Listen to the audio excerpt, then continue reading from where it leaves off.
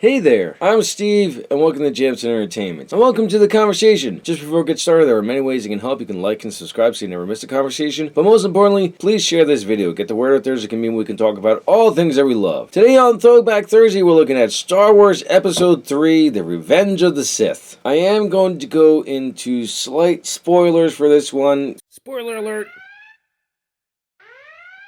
You've been warned. Because it's going to be really difficult to talk about without doing that. And it would be easier going forward reviewing the Star Wars movies if I talk about them here instead of trying to explain it retrospectively. The movie starts out with a really awesome space battle. And until Rogue One, this is the best Star Wars space battle out there. What makes it so cool is that you actually get to be in the battle. You follow the ships. Anakin and Obi-Wan are also in there flying about, attacking battle droids, and they're on a mission to save the Chancellor from General Grievous. Now, the big controversy behind this movie, and I hinted at it in the Clone Wars review, Anakin's turn to the dark side. If you only watch the 3 movies and you don't get the context and character development from the TV series, Anakin's turn is pretty abrupt. There are breadcrumbs dropped between Phantom Menace, Attack of the Clones, and especially in this one, you can definitely see the trajectory there, but it's not as gradual as the fans would have liked to. But I mean, I still enjoyed it when I was a kid as well. Every one of these movies, when I think about it, I absolutely love these movies. And as an adult, I definitely see their flaws, but I don't care. I still love them. So the slight spoilers in this one, besides Anakin's turn to the dark side, it's revealed that Chancellor Palpatine is the Sith Lord that the Jedi have been looking for this entire time. He's the master manipulator, pulling all the strings on both sides. He's the reason why the Separatists rose up and decided to leave the Republic. He's part of the reason why the Clone Army was formed, so that they could fight the Separatists. But there wouldn't be any Separatists if it wasn't for him. And this is why he's one of the best villains ever. He's just a master strategist, master manipulator.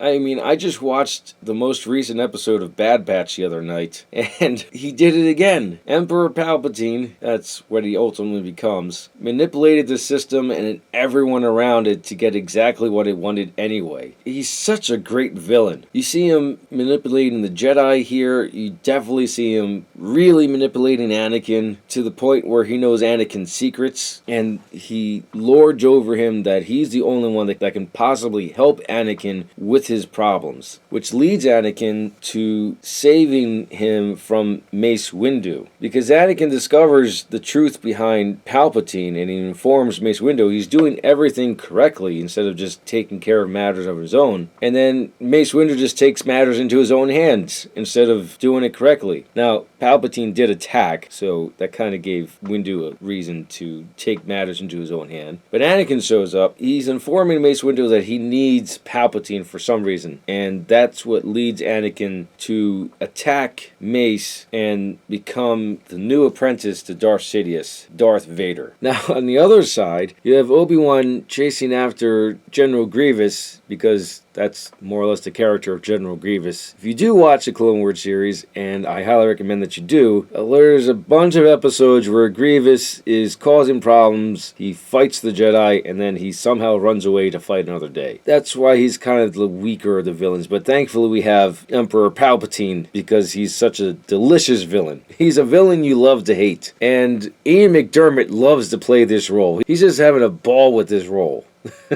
Remember how I mentioned like people had issues with the acting in these movies? Well, this one, the acting gets better, not so much the dialogue, but there are a ton of scenes where the actors just have to physically show what they're going through, and those are done masterfully. You honestly believe every second that you see these characters being portrayed.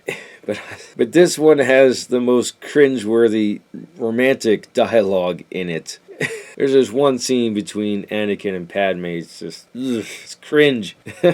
It's something I would think a 5-year-old would write. Lucas, you just needed a few more revisions with all these scripts, and they could have been a lot better. Just saying. The lightsaber battles are also really, really cool. I mean, the ones with Dooku, they got better, because Lucas pulled the camera back and they actually showed them fighting. It wasn't a whole bunch of close-ups with Dooku. So there weren't many instances where you could obviously tell it was a stunt double. And there's an epic battle between Anakin and Obi-Wan towards the end of this, because even though Obi-Wan doesn't want to, he wants to try and help his friend, he ultimately realizes that Darth Vader is taking over the person that is Anakin Skywalker. And it is heart-wrenching at the end of their battle, the conversation that they have. Also, something really cool, so they're fighting on this lava planet called Mustafar, which ultimately where Vader will build a castle, and this is where he will live. Reasons I can get into another video. But what's really cool about this, at one point they're fighting, there is this huge eruption that happens in the background with them.